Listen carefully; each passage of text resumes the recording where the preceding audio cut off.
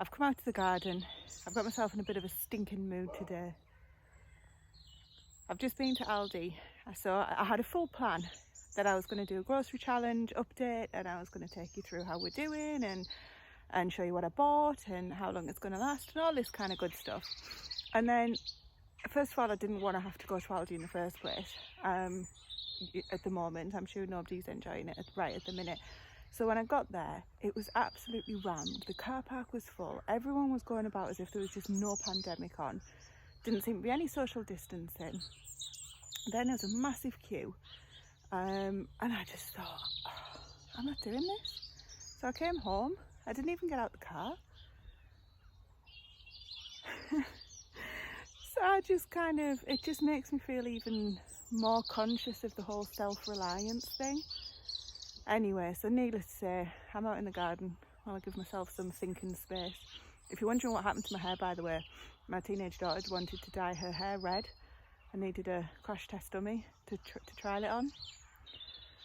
Don't worry, it'll hopefully go back soon. It's supposed to be a washout. Anyway, so I'm out here at the minute, getting as much done as I can whilst I've got some time to myself, get myself out of this stinking mood that I'm in and formulate a plan. So I'm not going to go to Aldi. We've got some milk left in the freezer, which is always a good thing to have. And I've actually decided that I'm just going to take you along this week and show you the meals that we're making. Oh, my arm's aching. I've decided that instead of showing you the grocery haul and where we're up to, I'm actually going to give you an update on where we're up to and take you along for this week to show you how I'm going to make things stretch when we're not going to go to the supermarket till at least next weekend, or potentially during the week, if the week after, if it's quieter. It's not happening before then. I've said it now. So I'm going to do a video this week showing you all of that, so that'll come out. But in the meantime, I'll show you what's going on in the vegetable plot. Given it's such a glorious day, I think it's probably nice to have a little walk around and show you what we've got going on, because the snow's gone. Look at the eggs in the cart. They're off the cream leg bars and the lavender aracanas. Beautiful. Okay, so as we go into what we call the veg garden, we've just got daffodils, which are actually left by the previous owners, and they just come back every single year, so I don't have the heart to put anything else in there. These planters here will have peas, growing things, trellis, that kind of thing. I'm not sure if I've shown you in the polytunnel before. It's okay, so this spinach was put in quite late, too late last year, but I've left it in. It might take off. We've got some lettuce here, which actually looks like we can start harvesting some. Certainly the outer leaves. Perfect. That doesn't need to be on my shopping list anymore then. We've got some spring greens here, which I just planted because the slugs like to eat them. And then some black radish, which again I sowed far too late because I didn't hear about them until after they should have been put in. They were put in on the 30th of October. These here are just mixed leaf salad, winter mixed leaf salad. They're doing really well. So they were grown in modules and transplanted. So that side's looking well. Probably could do with the water actually.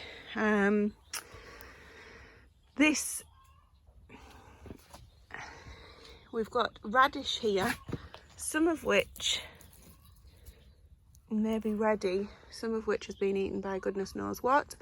Lots of rocket growing there, and just more salady things. Some of these will come out. Radish there that's ready, perfect. So I'll get some of that used this week, so that'll help with the grocery budget. Okay, let's go back outside.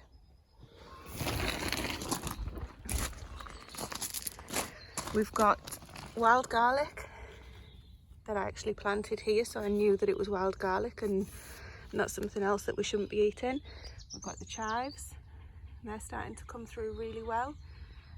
This is feverfew, despite what the ticket says, which comes back every year and takes over every year, so I don't tend to look after it. And all of these herbs alongside the polytunnel are actually going to be, hopefully they'll come back.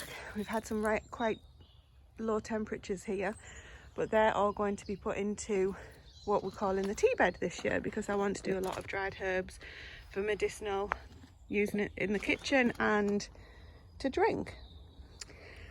So here we've got garlics planted autumn last year, lots of onions, 3 rows of shallots there. I'm sure they're shallots. One of the rows is shallots. Oh, look, it's probably garlic. Something's had that out. Let's get that back in. Okay, so this is garlic then. Then there's the shallots there, which you can see bunching, and onions. The same here. Onions, all in this bed. The cold frame structures, which needs new glass on it, didn't survive. These are elderberry bushes that I actually planted. I took cuttings off myself just to see if it would work, and it has. So these need putting on into bigger pots today. And then over there we've got another cold frame wheelie bin, which is for catching water. So this needs freeing up, but I'll show you the idea. So up there, there's actually where you can put a pipe, and the pipe then feeds into the bin. All of this needs cutting back, obviously. And then the bin has got a tap on it, which to be honest I don't use. I just take the lid off and put the watering can in there. So that's really useful. This bed is empty, clear. It's been filled with fresh muck in there. Well, has been freshly filled, not with fresh muck. This bed here is also waiting for its next friends. So we'll decide what's going in there. We'll check the plan out. Okay, let's go into the main plot. So this bed has just been weeded last weekend. As you can see, things are still trying to grow through. So I need to get a cover on that. This is rogue garlic that I planted that never came up and has just decided now to come up about 2 years later. So we'll leave that. The rhubarb has been mulched and is coming through very well there. The usual currant bushes, which I've told you before, I've put the duck bedding on. Because it's not hot, you can put that on direct from the ducks. Raspberry canes will be there in the summer. And this is the gooseberry bed, the gooseberry patch. So 4 different types of, actually not 4 different types, 4 bushes, some of which are different types. Don't know what they are, we didn't put them in. And this here is spent goat bedding. So that's fine to go straight on as well, that's not a heated manure. This bed behind me, this was a strawberry patch, but we've taken them all out because we're moving them to a different bed. This is an early rhubarb, super early, but the blooming raspberries is a cane. This needs taken out because they're just absolute thugs. And you can see there, that's a cane as well, that's coming out. I don't want it killing the rhubarb off. And it's from here. So there's raspberries in here which we've cut right down. If they don't come back, I won't lose any sleep. And this bed here is the one that my nemesis bed that I've just recently done. This is going to be this year's strawberry bed, all being well. Recently cleared the asparagus bed, looking forward to that coming this year. And this bed here is possibly where I'm putting the carrots and parsnips today actually. This was all cabbages, this is going to be tomatoes. These 3 beds this year, outdoor tomatoes with a variety called Outdoor Girl. These have got all different onions in, red and whites. But the reds, as usual here, are just not doing as well. That end of the garden, that end of the plot isn't very well. It's a lot more shaded. So things down that end take a lot longer to grow. And this is going to be the star of the year. This is our 6x4 metre thereabouts bed where we're going to be trying to grow a year's worth, or enough food to supply our family through the year, whilst we grow everything else everywhere else to put up and preserve.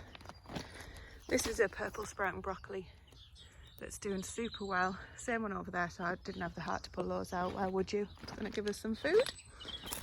So yeah, this is where I'm going to be working now. I should soon sort out my little temper tantrum. Down here we've got the mini orchard, as we call it. Sounds very, very luxurious. Different types of blueberry bushes. These were on offer by T&M at one point. Starting to bud, looking fabulous. One of them's pink lemonade, I think it's this middle one. And another one there. That's a honeyberry bush, which I need another one for because I think they need two. I'm not sure if it was self-fertile, but anyway, an excuse to buy more. And lots of different fruit bushes there. Now this flooring, interestingly here, looks an absolute tip. So what we did was put lots of ground membrane down, stick it down with the tape, you know, the stuff that sticks forever. Of course it does.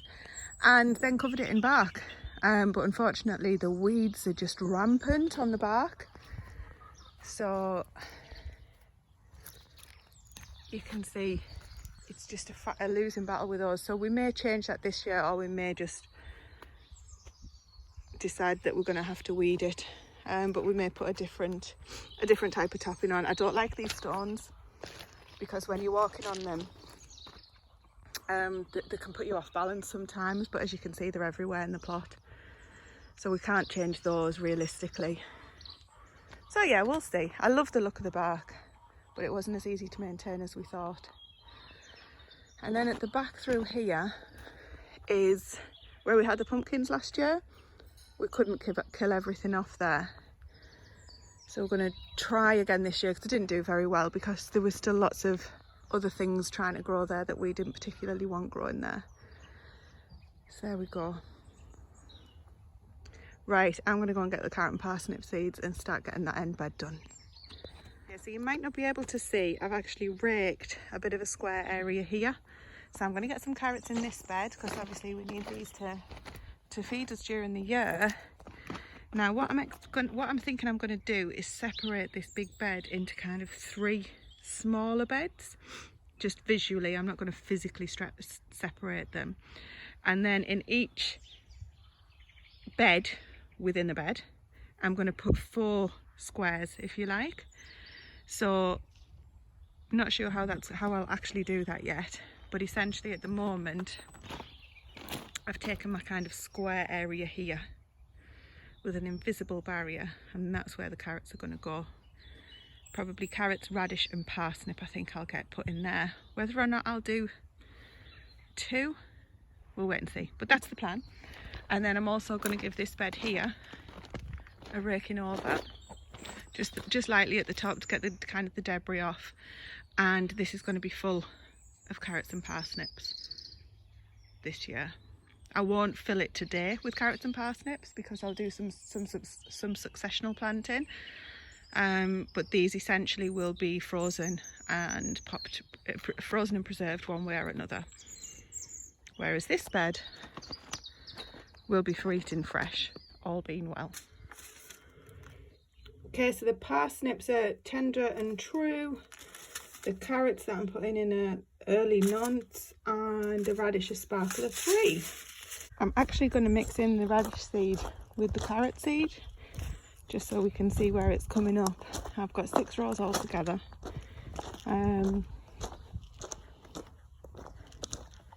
So I think I'll do 3 of each. Okay, so this is them. The radish seed are miles bigger than the carrot seed, but at least it'll help you see where you've sown them. So let's get some of these in. As you can see, parsnip seeds